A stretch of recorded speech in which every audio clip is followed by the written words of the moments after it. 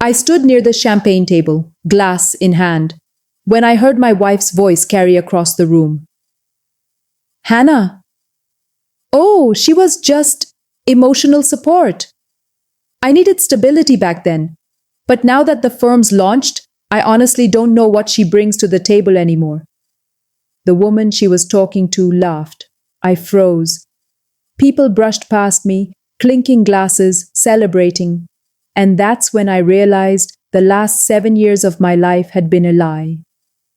My name's Hannah. I'm 31 years old. I'm a middle school art teacher. It's not glamorous.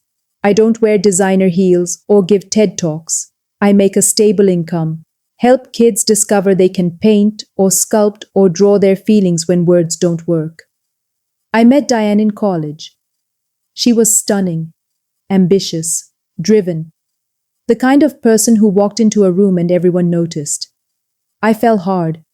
We moved in together junior year. She went to law school. I worked. I took extra shifts at a coffee shop to cover rent during her unpaid internships. I proofread her case briefs at 2 in the morning. When she got that internship in Boston, I packed up my life and followed. When she transferred to a firm in Seattle, I did it again. I wasn't building my own dreams. I was holding hers up with both hands. I gave up a graduate program, a real opportunity, but Diane needed me to stay. And she said we were building this together. She said we were a team. I believed her. I wasn't the one in designer heels or giving TED Talks. I was the one making sure the bills got paid and dinner was ready when she got home from the library. Tonight was supposed to be our celebration. She'd finally done it. Opened her own firm. And I was so proud. I thought we'd made it. If you've ever been pushed aside by family, subscribe right now and tell me where you're watching from. I'd arrived early to help set up. I hung the welcome banner over the entrance, arranged the gift bags on the side table, greeted the caterers when they showed up with trays of appetizers. Diane barely looked at me. I'd bought a new dress, something elegant. I wanted to look proud standing beside her. When she finally noticed me, she said, "You look fine." Fine. Not beautiful. Not stunning. Fine. I brushed it off. She was nervous. Big night. The venue filled up fast. Investors. Senior partners from other firms. Diane's parents, who'd flown in from California.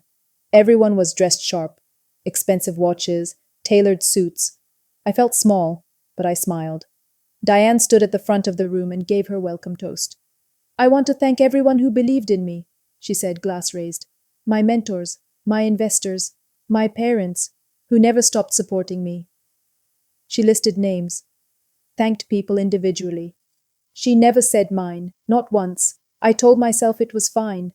She was overwhelmed. Then the slideshow started.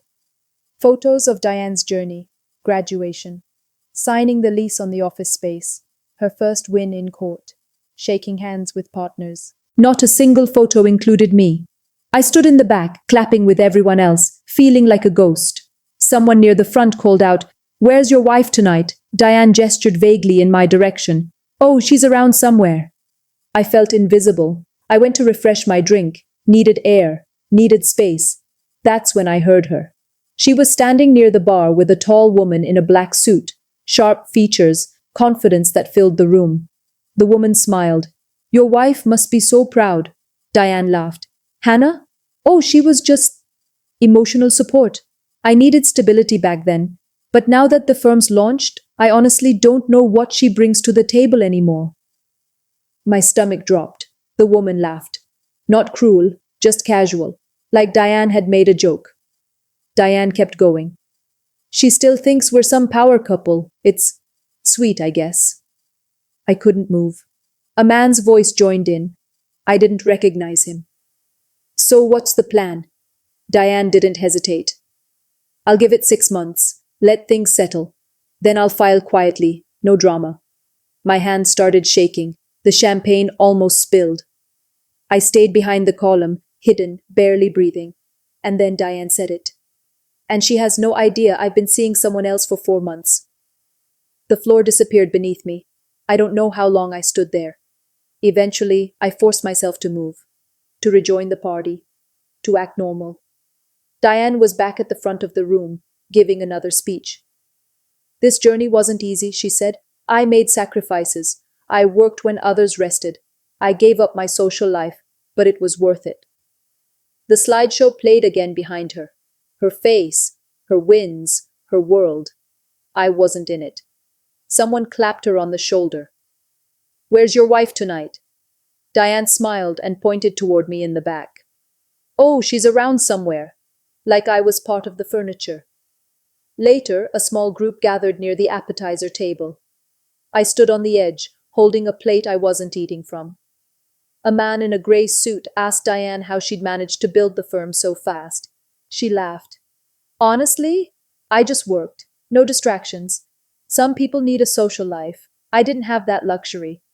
I was standing right there. A woman next to him, trying to be kind, said, "Well, I'm sure Hannah helped keep you grounded." Diane's smile tightened. "Sure. She kept things simple." The group laughed. Uncomfortable. Polite. I excused myself and walked to the bathroom. I locked the stall door and sat down, hands shaking.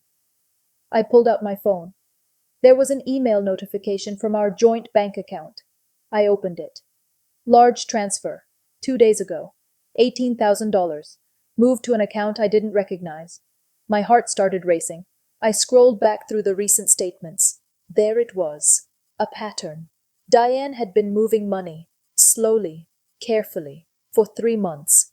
She'd been planning this for a long time. My hands weren't shaking from sadness anymore. They were shaking from rage. I sat there in the stall, breathing slowly. I pulled up a folder on my phone, one I'd created 6 weeks ago. What Diane didn't know was that I'd started paying attention. A month ago, I noticed things. She was different, secretive, late nights, at the office, new perfume. She changed her passwords. I didn't confront her. Instead, I started documenting. Screenshots of bank transfers, dates and times she said she was working, but her car wasn't at the office. Text messages she left open on the iPad. I also had copies of the financial documents we'd signed when we bought the condo. Diane's name was on the deed, but my salary paid the down payment. $25,000. My savings, not hers. I'd quietly called a lawyer friend 2 weeks ago, just in case. I was hoping I was wrong. Now I knew I wasn't. I didn't come to this party to celebrate. I came to see if she'd finally tell me the truth. She didn't, so I'd tell it for her. I left the bathroom and stepped outside. The air was cold, sharp. I pulled out my phone and called Jenna, my best friend, a paralegal. She'd been suspicious of Diane for months. She answered on the second ring. "Han, where are you?" "At the party," I said. "You were right. About everything." Her voice softened. "I'm so sorry. What do you need?" "I need to know what I'm entitled to. Legally." She didn't hesitate. "I'll connect you with Philip. He's a divorce attorney I work with. He's good. I'll text him tonight." "Thank you. Do you need me to come get you?" "No," I said. "I'm not running this time." I also texted my younger brother Liam. He'd never liked Diane, always thought she was condescending. He replied immediately, "Want me to come pick you up?" "No, I'm staying." "You sure?" "Yeah." I went back inside. The party was still going. Diane was glowing, laughing, taking selfies with investors. The woman in the black suit, Victoria, touched Diane's arm, a little too familiarly, and I realized that's her, that's the someone else. Diane's parents approached me. They were always polite, always cool. "Are you enjoying yourself, Hannah?" I smiled tightly. It's been very educational. They didn't catch the edge in my voice.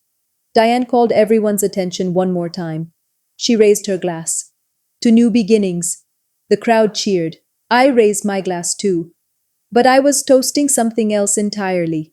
The party wound down around 11. Guests started trickling out. Diane was still riding high, a little tipsy, still talking to Victoria near the exit. I walked over. Calm, steady. Diane, can we talk? She barely looked at me. Now I'm kind of in the middle of. It wasn't a request. Victoria's eyes widened. She excused herself awkwardly. Diane sighed and followed me to a quieter corner of the venue. What's going on? She said. You've been weird all night. I heard you, I said. At the bar. Her face went pale, just slightly. I don't know what you think you told Victoria I was just emotional support, that you don't know what I bring to the table, that you're filing in 6 months. She crossed her arms. Hannah, you're being dramatic. And you've been moving money out of our joint account for 3 months. She froze. I pulled out my phone, showed her the screenshots. You've been spying on me? She said. No, I've been protecting myself. There's a difference. She tried to recover. Look, we can talk about this at home. I also know about Victoria. Her jaw tightened. I kept my voice steady. I paid for law school. I covered rent. I moved twice for your career. I gave up grad school so you could take that internship in Boston. I put $25,000 into our condo down payment. My savings, not yours. She tried to interrupt. I didn't let her. I already spoke to a lawyer. I have records. I have texts. I have everything. Her confidence finally cracked. You're threatening me. No, I said. I'm telling you that you don't get to erase me. You don't get to rewrite history and walk away clean. Her voice turned cold. Fine. What do you want? I handed her a folded piece of paper. Jenna had helped me draft it earlier this week. A settlement outline. She opened it. Her face went red. This is insane. No, I said. What's insane is that I spent 7 years loving someone who saw me as a placeholder. She tried one last manipulation. Hannah, come on, we can work this out. I was just venting. I didn't mean. You meant every word, I said. And so do I. I turned and walked toward the exit. She called after me. You're really going to do this? Tonight? I looked over my shoulder. You already did. I stepped outside into the cold night air. My hands were still shaking, but not from fear, from adrenaline. I drove home. We shared the condo, but I wasn't staying there tonight. I went to Jenna's. Over the next 2 weeks, I worked with Philip. Diane tried to lowball me in the negotiations. Philip shut it down with documentation. Diane's firm was doing well. But the condo was bought with my money. I was entitled to more than she wanted to admit. We reached a settlement. I got a buyout. I kept the car. I got compensation for the financial contributions I'd made during her law school years. Diane sent one last text. I hope you're happy now. I didn't respond. I moved into a smaller apartment, something that was fully mine. Liam helped me paint the living room. Jenna brought wine and takeout. For once, their silence didn't hurt me. It freed me. I wasn't the supporting character in someone else's story anymore. I was writing my own. If you've ever had to stand up to someone who underestimated you, hit that subscribe button and tell me your story in the comments. Where are you watching from? I read every single one. And if you stayed through to the end, drop a below. You get it. Sometimes the people we love the most are the ones who forget what we're worth, but you don't have to accept that. Thanks for listening. I'll see you in the next one.